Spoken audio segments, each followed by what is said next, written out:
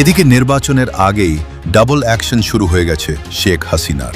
নির্বাচন ঠেকাতে রাজপথে নেমে পড়েছে আওয়ামী লীগের নেতাকর্মীরা। কঠিন বিপদের মুখে ডক্টর ইউনূস।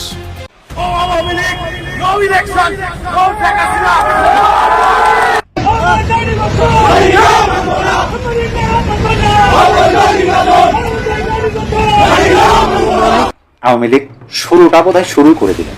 প্রকৃতপক্ষেই মানে নতুন করে আবার বাংলাদেশের রাজনীতিটাকে মোড় ঘুরিয়ে দেওয়ার মতো মিছিল আমি মনে করতেছি। আজকের এই মিছিলটা দেখে আমার কাছে মনে হলো যে হ্যাঁ, রাজনৈতিক কর্মকাণ্ড তাদের রাজপথে গড়াতে শুরু করছে।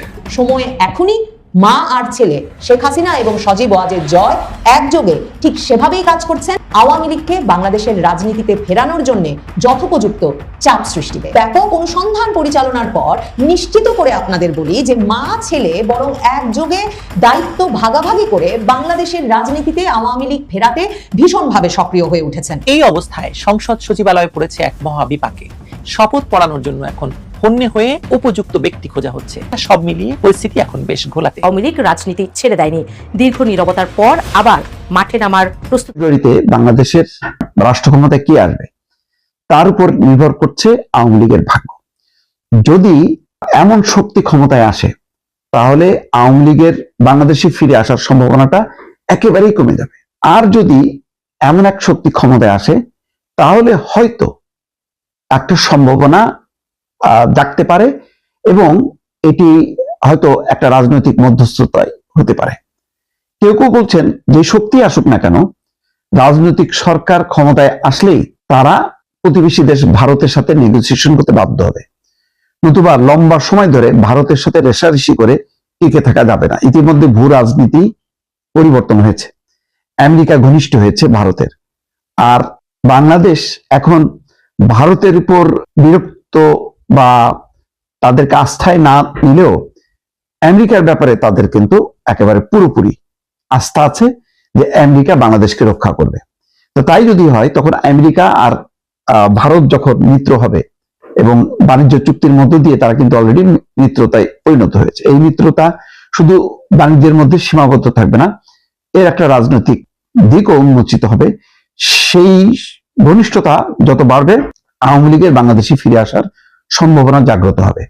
জামাত যদি চরম আওয়ামী লীগ বিরোধীও হয়, জামাত আমেরিকাকে উপেক্ষা করতে পারবে না, জামাত ভারতকে উপেক্ষা করতে পারবে না। অনেকে বলেন তলে তলে ভারতের কূটনীতিকদের সাথে আলোচনা হয়েছে, ভারতের প্রজাতন্ত্র দিবস উপলক্ষে জামাতের নেতারা গেছেন এবং ভারতের কূটনীতিকরা জামাতের আমিরের অসুস্থতার সময় তার বাসায় এসেছেন। যদিও সেই ঘটনা প্রকাশ করা নিয়ে একটু বেশ নাটকীয়তা দেখা গেছে, কিন্তু শেষ পর্যন্ত এটা প্রমাণিত হয়েছে ভারতের সাথে একটা যোগাযোগ ইতিমধ্যে গড়ে উঠেছে জামাতের। এখন এই যোগাযোগের যে অবস্থাটা, সেই অবস্থায় সামনে নির্বাচনে যদি জামাত ক্ষমতা আসে তাহলে কি তারা চরম ভারত বিরোধী এখন যে মনোভাব, আওয়ামী লীগ বিরোধী যে মনোভাব, সেটা কি রাখতে পারবে?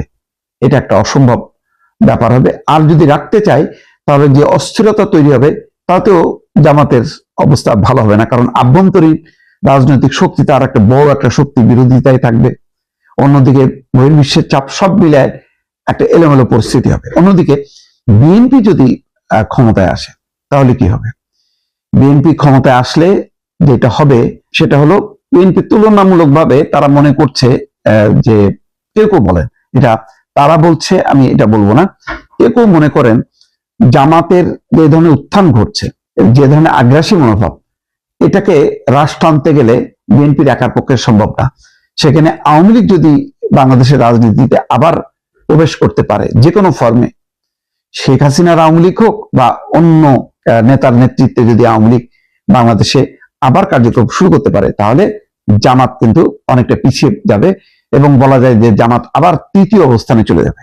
তো এই অবস্থায় জোর সম্ভাবনা আছে যে 12 তারিখের পর হয়তো রাজনৈতিক পরিস্থিতি যাই হোক না কেন, ক্ষমতায় বিএনপি আসুক অথবা জামাত আসুক, আওয়ামী লীগ হয়তো শেষ পর্যন্ত আবার আসবে এবং সেইটা নিয়েই তারা আলোচনা করে।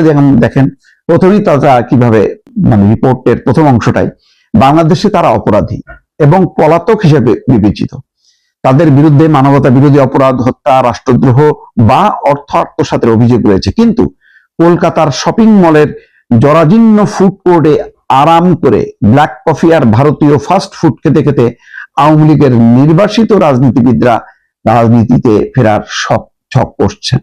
এই গার্ডিয়ানের রিপোর্টে বলা হচ্ছে প্রায় 600 বেশি নেতাকর্মী কলকাতায় অবস্থান করছেন, আরো অন্যান্য জায়গায় আছে, এবং তারা নিয়মিতভাবে কলকাতা থেকে দিল্লিতে যাচ্ছেন।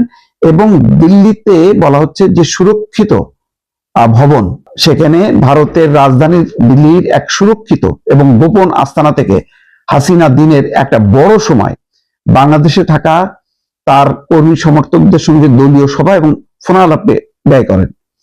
তার রাজনৈতিক কর্মকাণ্ডগুলো পরিচালিত হয় ভারতের সতর্ক নজরদারিতে। শেখ হাসিনা ক্ষমতায় থাকাকালে তার ঘনিষ্ঠ মিত্র ছিল ভারত। তাকে প্রত্যার্পণের জন্য বাংলাদেশের অনুরোধও এড়িয়ে গেছে দেশটি, অর্থাৎ বাংলাদেশ যে অনুরোধ করেছিল সেই অনুরোধে সাড়া দেয়নি।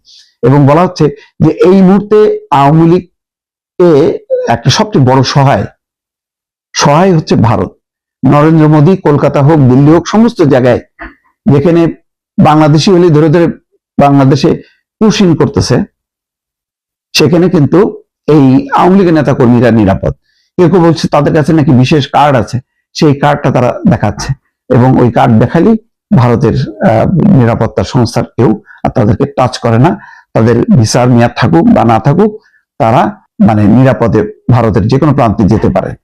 সাদ্দাম হোসেন নিয়মিতভাবে বৈঠক করেন। তিনি বলছেন, আমাদের নেত্রী শেখ হাসিনা বাংলাদেশের লোকজনের সঙ্গে, আমাদের কর্মী সমর্থক, পেশাজীবী সবার সঙ্গে যোগাযোগ করছেন। ভবিষ্যতে সংগ্রামের জন্য তিনি দলকে প্রস্তুত করছেন এবং বলছেন যে তিনি, আমাদের নেত্রী খুবই আশাবাদী, তিনি বাংলাদেশে ফিরবেন। আমরা বিশ্বাস করি শেখ হাসিনা বীরের বেশে ফিরবেন। জাহাঙ্গীর কবির নানকের সঙ্গেও কথা বলেছে গার্ডিয়ান, সেখানে তিনিও বলেছেন যে তারা ফিরবে এবং কারাগারে যেতেই হবে সেই ভয়ে কলকাতায় থাকছি তা নয়, আমরা এখানে আছি, কারণ দেশে ফিরলে আমাদের হত্যা করা হবে। এটা হলো আওয়ামী লীগের বক্তব্য। গার্ডিয়ান একটা বিস্তারিত পটভূমি তুলে ধরেছে। মোট কথা, আওয়ামী লীগও এখন অপেক্ষা আছে 12 তারিখে। এই কারণে 12 তারিখ নির্বাচনে তারা আনুষ্ঠানিকভাবে অংশ নেবে না, কিন্তু এই নির্বাচনটা হোক, বিএনপি বা জামাত ক্ষমতায় আসলে তাদের সাথে ভারত দর কষাকষি করে আওয়ামী লীগের একটা ব্যবস্থা করবে, এইরকম একটা অপেক্ষায় তারা এখন দিন গুনছেন। দর্শক।